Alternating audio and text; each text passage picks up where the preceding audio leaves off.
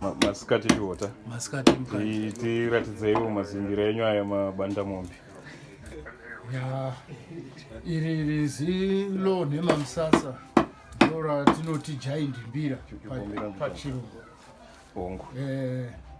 Ine ndakaona kuti mbira dzakagadzirwa masaizi madiki dzakawandisa, pana akazombopfuura ipapo, saka isusu zvatakatangirwa nevakuru vedu tinofanira kuti tiwedzerewo. Saka indakaona kuti ndikawedzera nembira yakakurisa inorira zviri nani pakuti achizove chinhu chengoisa mudisplay chekungotarisa chete. Saka ndakutanga kuridza nemamusasa pambira iyoyi.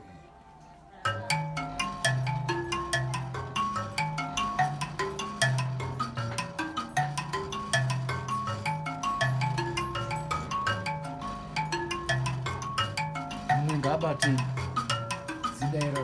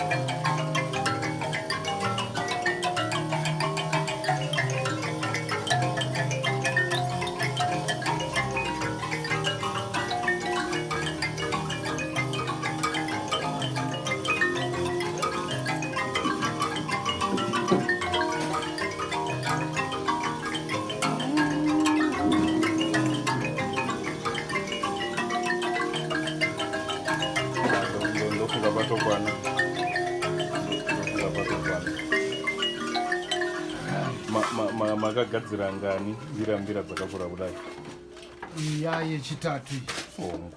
pamasaizi andakagadzira iya yechitatu. Dzimwe mbiri ndo dzakuna murungu. Bongo. Ndakadzitengesa iri kuna murungu, iri kuna anizvi ndiani mumwe ane mbira ndiye anenge ane dzese. Saka dzakuna murungu dzese. Bongo. Ayo ndotenda Chihota.